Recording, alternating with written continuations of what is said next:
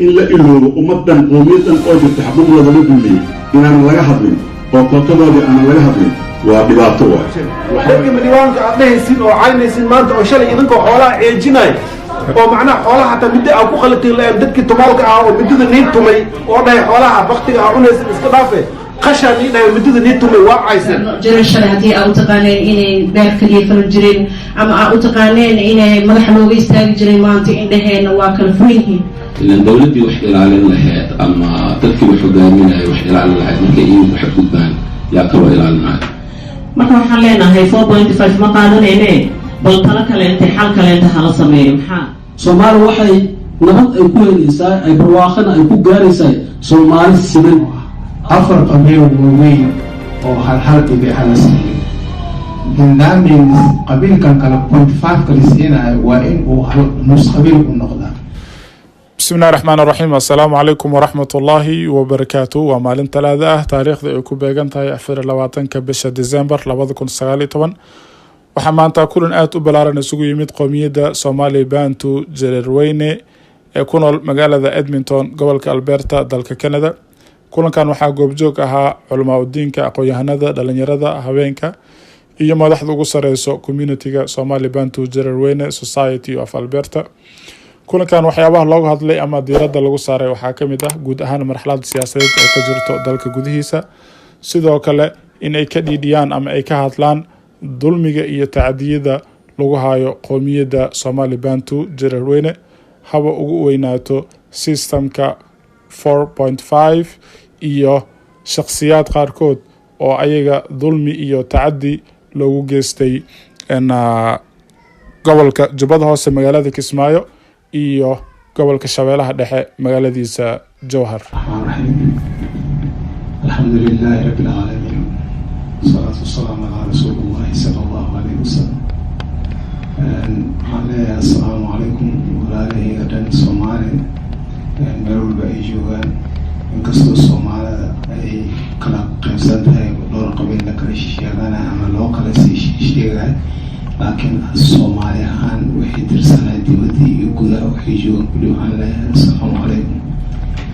Salaam ka baadi. First of all Soomaali maantadan dib baa ka taagan dibkan wuxuu soo socday muddo dheer wuu soo socday ma ku dhammaan doonana kulli ilaaha og waxaasii jirta haddii Soomaalida oo ay kuwa sheeganaya Soomaaliya oo isku keentay dhulka Soomaaliya waddanka Soomaaliya dhexdooda ay maaragtay ay isku xilqaani waayaan ay go-aan ay ka gaari waayaan inay dhibkaan maaragtay ilaa first of all ilaa ay ka bariyaan oo iyagana ay dadaalaan inuu dhibkaan uu ka dhamaado waxaa macquula dhibka inuusan dhamaanin. For example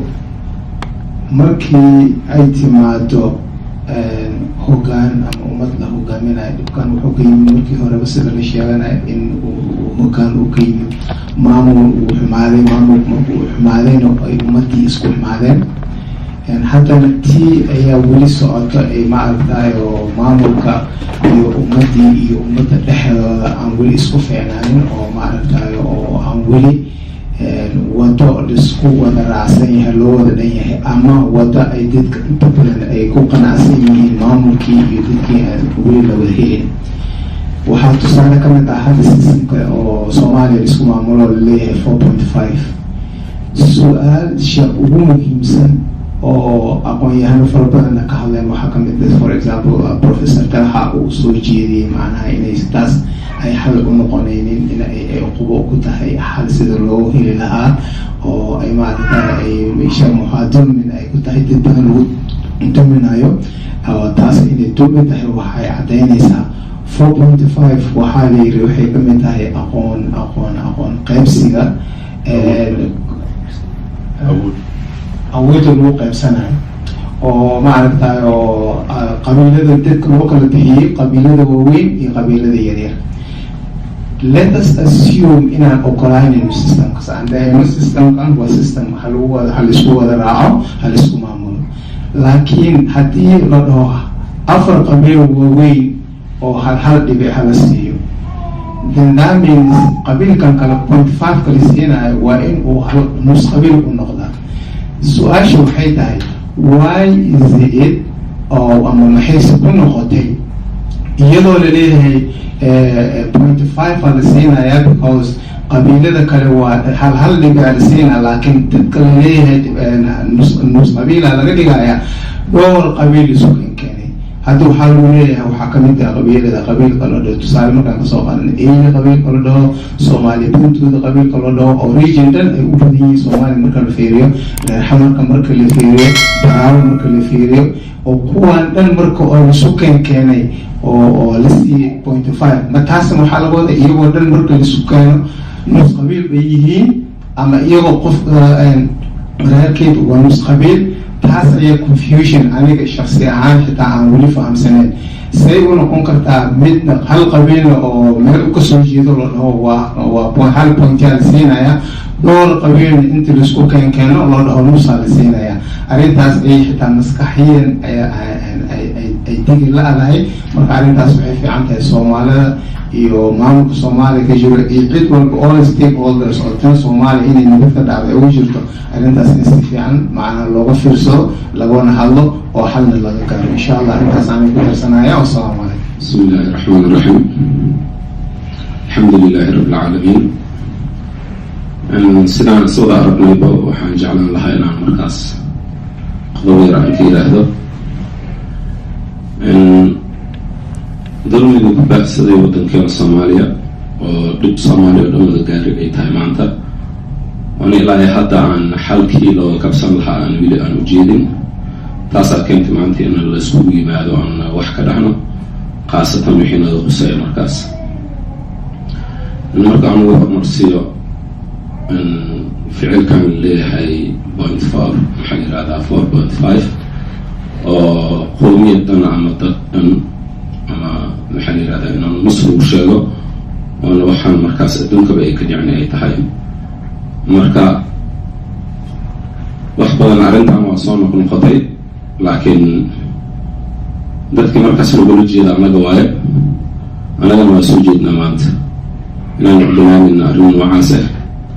inuu wax laisku sharciyo ama laisku tiimbareeyo inaa laga dhigo. oo dad badanaa ka hadleen maanta oo aqoon-yahano ah, siyaasiyiin ah, ugu horeeyo professor Dalxa, hadda professorkan kale ka hadlay Cabdiraxiim. anaga dhan markaas aan diyaar u nahay intaas aan wax noocuntaweynin ay tahay. maxaa la yidhaahdaa shalay waxaa la lahaa waddankii waa burburi, dadaa isku dhameeyey in maxaa la yidhaahdaa xal la helaa rabaa maahina wax xaq e maaha. soo shalay dadkii sabri jirayaa tihiin ama dhiig aan waxba ka geysanin waddanka ama wax ka gelin, laakiin maanta dadkii isku haystaya iyagaa la xalinaya, idinka meel noo fadhiya. saasay ahayd maanta ina xalkii, laakiin waxaan ujeedaa tii weli inay sii socoto ay batahay markaa in xaqdaradii weli ay wax laga karsan waayo inay noqoto, wax dhammaanayni inay noqoto, inaan meesha hadduuba xaq ulin ay xal ay tahay wax soconaya ma laha. marka hore waa shayga ugu horeeya in xaqa la helo. marka waxaan leeyahay Soomaaliya xaqa Allah in tuso, waxaa loo baahan yahay xaq in la helo. tan labaad waxaan rabaa inaan ka hadlo dulmigaan baahsamay oo maxaa la yidhaahdaa sida saxafiyiinta oo kale ka taagan, in markaas dadka u samafalayo oo kale saxafiyiinta ahaa, dadka ahlul khayrka oo khayrka jecel, in markaas iyagana xorriyadooda iyo la ilaaliyo. ilan dowladdii wax ilaalin lahayd ama dadkii wax hogaaminaya wax ilaalin lahayd markay iyagu xadgudbaan yaa kaloo ilaalinayo. marka taasna waa arrin aad iyo aad u muhiim ah. marka intaasaan ku darsan lahaa aniga. asalaamu calaykum waraxmatullah. السلام عليكم ورحمة الله تعالى وبركاته. دلمدي تي في ومهستين إساق الكاهن. السلام عليكم ورحمة الله تعالى وبركاته. مقر دلمدي تي في ومهد سنتهاي مانتا shirkan jaraa'id halkaana aad mataqaana aad nagu duubayso. Magacaygu waa Ibraahim Maxamed Cabdi, ku magac dheer Ibraahim Akujar. Kulankeena maanta wuxuu ku saabsan yahay inaan qabno shirkan jaraa'id annagoo ah jaaliyadda Jareerweyne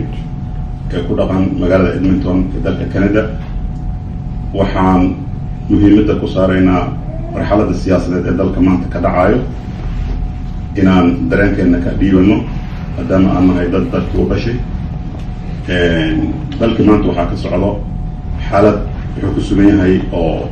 kala guur ah, waana iska caadi markii xilalka ay ka dhamaadaan madaxda oo in ay mataqaanaa siyaasadda ee isku bedesho maxaan ku rahdaa jahawareer iyo maxaan ku rahdaa mugdi. marka waxaa soo socdo 2020ga in ay dhacayso baarlamaanka uu ka dhow dhacayo, 2021kana in uu dadka hadda xilka madaxweynaha iyo ra-iisul wasaaraha inay dhacayaan. marka taasaa waxay keentay in oo isjiijiid siyaasadeed dalka uu ka bilaawdo. runtii annaka haddaan nahay qowmiyadda Jareerweyne waxaan nahay qowmiyad beel manihin, annaka beel manihin, beelo badanaan ka koobannahay. waxaan nahay qowmiyad, waa qowmiyad muruqmaal ah, shaqaysato, nabad jecel, oo aanan ka qayb qaadanin burburka dalka. taas wanaagaas annaka dalka aan ku samaynay ayaa waxay keentay markii dowladda carabta lagu dhisayay awood qaybsigii 4.5 annakana lagu daro oo dadaan naga tira badnaynin, dadaan naga uweyneynin inay naga sidbursadaan. annakana haddaan nahay qowmiyadda, maadaama aan nahay qowmiyad nabadeed, waxaan qaadanay haddiiba nabad la helaayo oo looga baxaayo burburka iyo dulliga dalka ay ku jiraan inaan 0.5ka aan si temporary aan kusii joogno. taasi marka ayadoo ah annakoo raalli ka ahanin, laakiin maadaama xalkii lagu gaaraayo oo xaq ayan ahanin aan ismiri si temporary ah aga baxa. taas waxay keentay in korkeena lagu soo dhiso dowladda cabti aan taageerno si indha la-aan ah. waxaa korkeena lagu soo dhisay dowladda Imbagaati, waanu taageerno soo dhaweyni. waxaanu taageernay xasan sheekh. intaasoo dhan waxaan u sameynaynay ma aha inaan xaquuqdeena haysanay, waxaan u sameynaynay in xal la helo. Soomaaliya haddayba dhiiggaan daadanayo oo annaka micnaha aan ka tegayno xaquuqdeena ee dhiiggaan uu ku istaagayo mataqaana okay waanu u golaanay, laakiin wixii waa nagu sii socdaan hadeer. dowladda farmaajo markuu imaanayay, madaxweyne farmaajo lasoo dooranayay, aad baanu usoo dhaweynay. sababtaan aada ugu soo dhaweynay waxay ahayd farmaajo waa siyaasigii ugu horreeyey oo markuu doorashada soo gelayay ka hadlay qadiyadda qowmiyadda Jareerweyne oo la sheegay dulmiga lagu haayo. uu yiri qowmiyaddan waa qowmiyad dulmiga 60kii ku bilowday. marka sidaa ay tahay, haddii aniga madax aan noqdo waxaan u sameynayaa xaquuqdoodii ayaan soo saarayaa, xataa magdhow baan siinayaa. affirmative action ka Maraykanka laga sameeyo kale ayaan samaynayaa. marka waxaan u lahaynay niyo iyo hami aada u wanaagsan aan kusoo dhaweynay farmaajo, laakiin farmaajo wuxuu maray waddadii kuwii hore ay mareen. saa ay taho, maadaama annaga qowmiyadda Jareerweyne aan nahay, weli farmaajo taageero waan u haynaa. micnaheeda ma aha inuu xaquuqdeena na siiyey, laakiin micnaheeda waxay tahay waxa dalka uu ka qabtay, waxyaalihii kale uu qabtay waa wax important ah, ayaan qabanin nimankii madaxdii hore soo maray. marka taas ay taho, haddana weli xaquuqdeena meesha kamaan helin. marka waxaanu leenahay in ay nimanka mucaaradka ah ee ku kacsan farmaajo, waxaanu leenahay waddankan 30 sano burbursanayo. mucaaradkan waxaa loo baahan yahay mucaarad wax toosiyo, ma aha mucaarad wax qaldo. marka nimanka mucaaradka oo mar walba raba dadka inay kiciyaan oo 30kii sano oo la soo dhaafay dadka dib ugu celiyaan, walaalayaal waxaan idin leeyahay waddankan sida dowlad loo burburiyo ay fududahay, waa naqaanaa experience u leenahay, laakiin sida dowlad loo dhis aad bay u adag tahay. marka dhismahan socdo inaad wax ku darsataan si berri ka maalin oo taariikhda idin xusto. laakiin haddaad dib uma xusuusisaan mugdiyaan dadka ku celinaynaa waa dhibaato. marka waxaanu leenahay in ay dowladda lala shaqeeyo, xilligeeda markuu dhamaadana qofkii lasoo doorto uu mataqaana xilka qabto. dhanka doorashada haddii loo kaco, waxaanu leenahay dhanka doorashada waxaa la isku hayaa, waxa waaye weli wax cad male. waxaa la isku hayaa in 1 man 1 vote ay noqoto ama in 4.5 loo noqdo. annaka ka qowmiyad ahaan waxaan markasta soo dhaweynaynaa 1 man 1 vote, annagoo isku haleynayna tiradeena iyo populationkeena iyo deegaankeena. laakiin waxaanu leenahay ma dhici kartaa inay tirkoob xalaal ugu dhaco istiidyadii waxaa haasta niman oo maamul beeleedyo ayaa haastaan in sharciyada maamul beeleedyo waxa laga bedelo in guddiga doorashooyinka oo hadda aanan qowmiyadani hal qof aan ka matelin in dad lagu soo daro in tirkoob cadaalada la sameeyo markaas in one man one vote la sameeyo taasaa annaka raalli ka nahay waxaa kaloo markasta aan dhalin usoo jeedinaynaa baarlamaanka khaas ahaan nimanka lagu matelo qowmiyadda jiriirooda ku matelo baarlamaanka waxa waaye mar walba waxaa dhigay in kusoo dhaco kootada haweenka xaquuqda haweenka waa in lasoo qaada oo baarlamaanka ka dooda kootada haweenka iyo xaquuqda haweenka annaka waxa waaye diyaaran u nahay in la siiyo haweenkeena xaquuq bay leeyihiin xaquuqdooda in loo istaago annakaa number one ah laakiin in la iloobo ummaddan qowmiyaddan oo jirto xaquuqdooda la dulmiyey inaanan laga hadlin oo kootadoodii aanan laga hadlin waa dhibaato waay waxa waaye dadka nagu matela meesha inaad mataqaana aad ka fiirsataan fadhigiina taariikhda idin xusi doonto waa inaad ka hadashaan xuquuqda qowmiyadda waxaan aragnaa mar walbo barsoor dalxa ilaahay qeyr ha siiyo iyo cabdifataax inuu yaha malayna wiilka reer makane labada aad iyo aad uga hadlo waxaan ku rahdaa qadiyadda war qadiyadda haddaad ka hadashaan ma aha mid mataqaana qabyaalad ma aha waxa waaye waa qowmiyaddan ayaad ka hadlaysaan marka waxaan idinka codsanaya inaad ku dayataan barsoor dalxa iyo wiilka cabdifataax inuu yahay magaciisa jeclahay oo qadiyadda ka hadlaayo marka insha allah waxaanu leenahay in mataqaana xuquuqda annaka aan leenahay idinka ayaa u xil saaran idinka ayaa maanta meesha u joogo inaad mataqaana aad ka hadashaan marka intaas aan kaga baxo waxaan rabaa inaan yar aan ka idhaahdo dhibka ka taagan jubbaland maanta waxaa ku xiran laba wiil oo soomaali ah oo askar ah oo nafsadooda u horay inay shabaabka kula dagaalamaan oo qoriga u qaato inay shabaabka kula dagaalamaan maanta waxaa dhacday wiilashii gurigooda joogo qoryahooda in gurigooda lagu soo weeraray laisku dayay in qoryaha laga qaato wiilashii markii laisku dayay qoryaha laga qaato ay isku difaaceen nimankii tuugta ahaa nin baa ka dhintay hadda waxaa loo haastaa ay u xiran yihiin wiilkeenna ma dili kartin idinka xataa tuug hadduu yahay marka wiilasheenni waxay ku xiran yihiin xabsiga ayagoo isdifaacayo oo qoryahoodii iyo sharaftoodii iyo magacooda difaacayo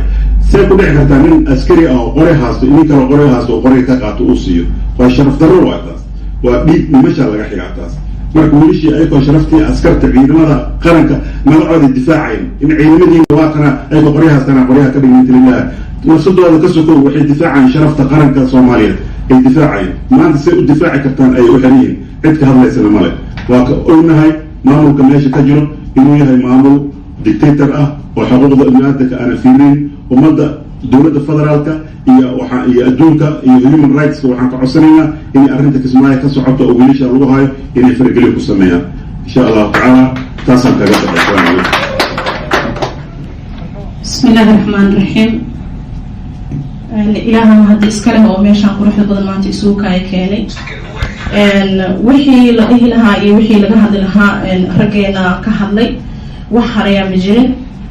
marka waxaan maanta u daba taaganahay oon meeshaan aan isugu imaanay annagoo badan aan meeshaan aan shuxuurteena uga muujinayna waxay tahay inaan raggeena ku raacsannahay inay ka dhiidiyaan oo yan qaadanin wax la yidhaahdo 4.5 wax ay tahay maga aqaano meeshaan inaan nin ku taagan intii la leeyahay ama midaa mid ka sarreeyay intii la leeyahay ama qoomiyad ka tiro badan intii la leeyahay wax kala soconaayo malahan soomaaliyey aan xaqa fiirino aan cadaalad ku dhaqanno intaan midka madaxyada isaga taaganahayna wax noo hagaagaayo haba yaraatee ma jirto waxaa kaleentoodoo aan halkaan isugu nimid maanta inaan ku garab istaagno professor dalxa arrintii uu ka dhiidiyay oo ahayd 4.5 inaan anaga nagu soconin ayna qaadanaynin maanta haddii la fiiriyo ama la xisaabiyo jareerweyne inta tuulo ay degaan ama inta magaalo ay degaan ama inta gobol ay ka degaan soomaaliya ma la xisaabin karo aada iyo aad ay u tiro badan tahay marka anaga keliyana ma aha dadka 4.5 ka la yiraahday waa badan nahay marka waxaan halkan baaq uga dirayaa intii lagu tilmaamay magacaas oo la yiri 4.5 ka tihiin inay iyagana ka dhiidiyaan oo istaagaan oo ayna qaadanin oo yiraahdaan waxaan wax lagu soconaayo ma aha intaan qaadan karno waa qaadanay this is it marka we can take it no more inaan istaagno oo xaqeena aan maxaan ku dhaw istaagno jiray shalay haddii aad u taqaaneen inay beer kaliya falan jireen ama aad u taqaaneen inay madaxa looga istaagi jiray maanta indhaheena waa kala furan yihiin السلام عليكم ورحمة الله وبركاته waxaan aad ugu faraxsanahay maada madashaan meeshaan iskugu imaanay anagoo ah beesha Bantu. waxaan leenahay kolley hadal badan insha Allah horaan loo dhameeyay hadalka intaasoo aqoonyana hadashay intaasoo waxaa hadashay maxaa la dhihi jiray professora hadleen Soomaali hadal waa loo dhameeyay haddii markaasiti ay hadalka ay wax ay ka baxsanayaan waa loo heesay waa loo gabiyay marka waa la hadlay intii la hadli karo waa la hadlay hadda waxaan leenahay aan ku raacsanahay professor Dalxa arrimihii uu ka dhiibiyay waxaan leeyahay dadkii oo ma aragtay ku jirana dawladda kuna noogu jiro annaga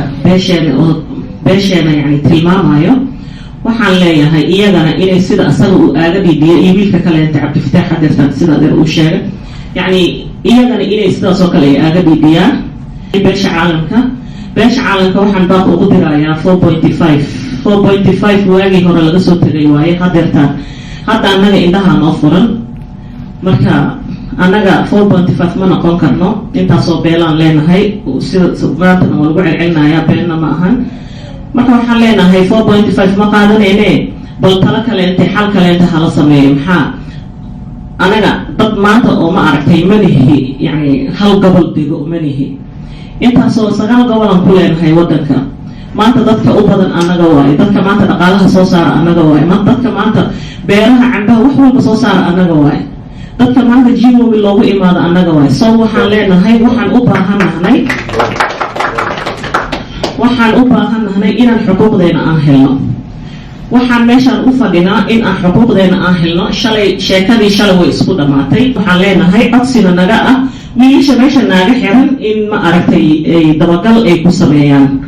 oo ma aragtay xaqooda ay usoo dhiciyaan laakiin haddii aad tiraahid yani qofkaan 4.5 waay ninkaan 82 ahayna ma aragtay yani waxa waay maxaa la dhihi jir laandheer waay marka laandheer iyo laangaab meesha ma kala soconayso marka waxaan leenahay dawladda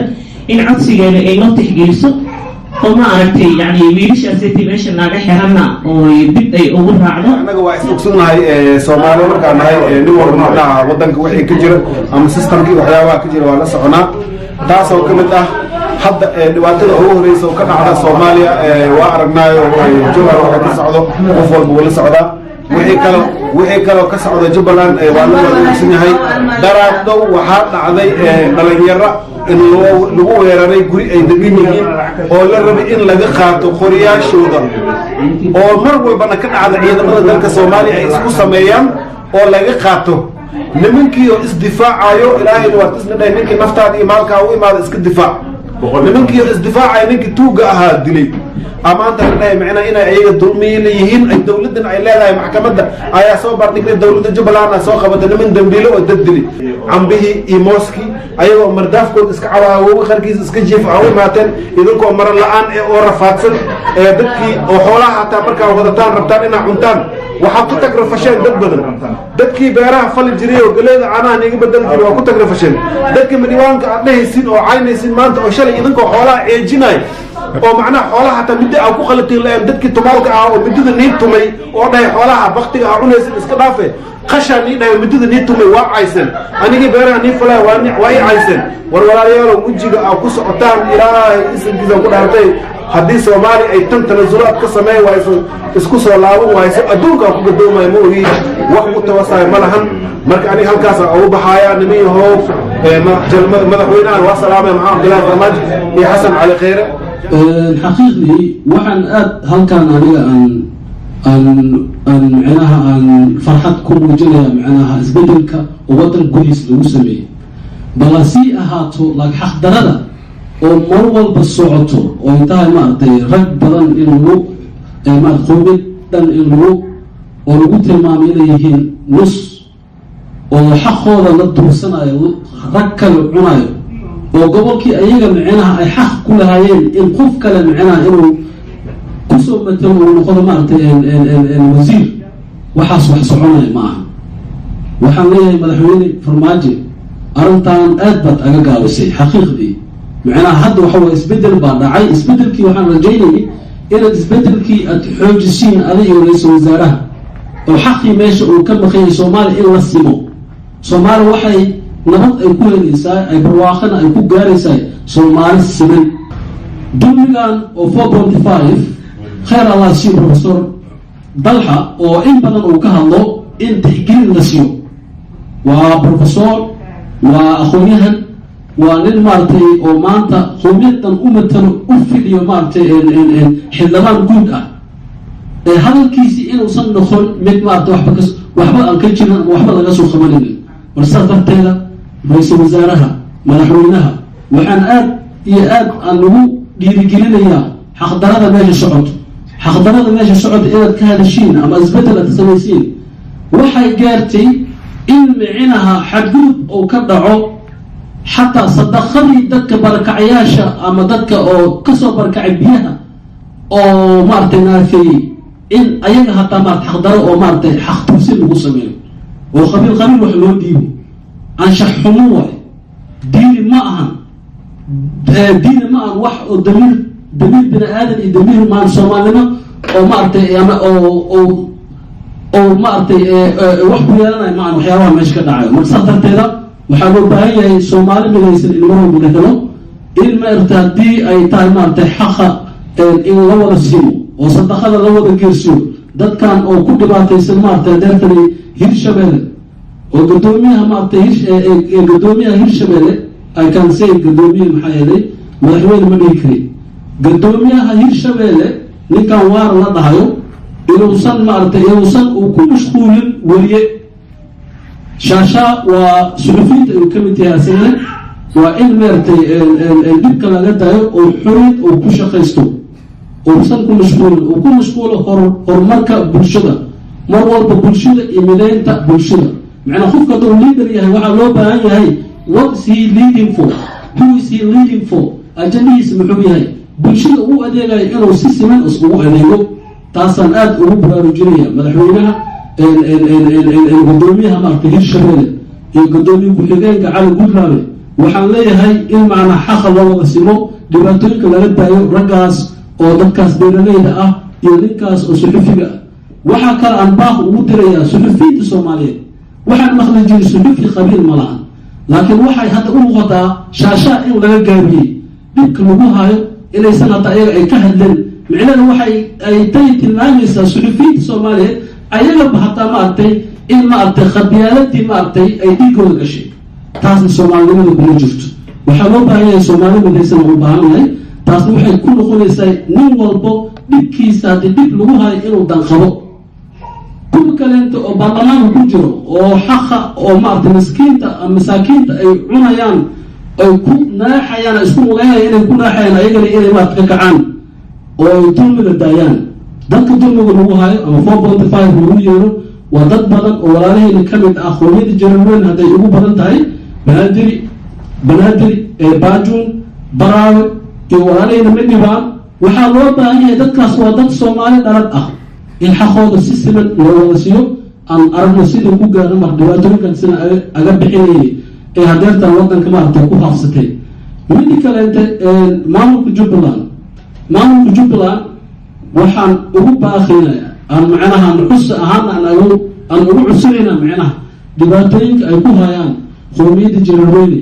inay daayaan waayay intaas oo boob ayaa la sameeyaa intaasaa la dilaa oo qofkii dilana aan la soo qabanaynin balasii ahaat rag oo maaragtay ciidamada xooga dalka oo ka mid ah in oo maaragtay ciidanka jubbaland rag ka mid ah ay mar walba ay caada ola qabsadeen in qoryaha ay kasoo dhacsadaan qofkii isdifaaco oo difaacaas oo isdifaaca gurigiisa lagu tago isdifaaco oo ninkii ku geeriyooda nimanka soo weerara meesha mid ka mid ah oo haddana loo qabta ladaa nin bas dili war saas ma aha macnaha waxa waaye diinta ma qabto diin muslim iyo diin gaala midkoodaba ma qabto wadankan aniga aan taaganahay haddii gurigay ugu yimaad aan ku dilo booliisku u imaana waraaqadu kursaara maxaa yeelay ninkan waxa waaye waa perpetrators waa ninka asiga dulmiilaha oo dulmi sameeyey laakiin halkaan rag oo isdifaacaya in maanta la xiro oo lagu soo caanbax micnaha maxkamadda waxay soo qabat dad hool fiicin qabad oo qabanayaan oo kale maxkamaddu waxay qabad in la dhaho waxa waa taas waxay tilmaamaysaa mid aan cadaaladda aan midba aan ku tirsanin marka anigoo hadalkayga aan ku dheeraaday aan soo gaabinayo iga raali ahaanaysiin waxaan ugu baaqayaa caalamkan aan ugu baaqayaa maaragtay international community-ga dowladda Soomaaliya arrimaha Jubbaland ka socdaan iyo arrimaha ka socda maaragtay Hirshabelle inay micnaha ay faragelin ku sameeyaan waxaan u baahanahay sidii loo heli lahaa maaragtay xal waaro iyo Soomaali midaysan marka waxaan leeyahay assalaamu calaykum wa rahmatullahi wa barakaatuh.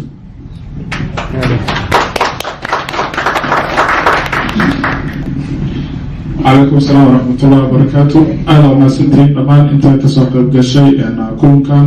ورمتي مداد مهمة سنمركان عن كسوق البنيني أركتبنا إيو حيوان أنو أركنا إيه كسوعدان وطنك هنا قلت كان ظلم يحدود يتعدي إنكس دمان انتبه وأمد علينا يا مرلوات دمان جانية الصوماليات قال أهل صومالي بنت وجرروين كنا أدميتون كندا إن شاء الله برنامج كان يمثل أنت عن كل مدونة وحان إذن الله يا هاي ما كستو أجبتين. السلام عليكم ورحمة الله وبركاته.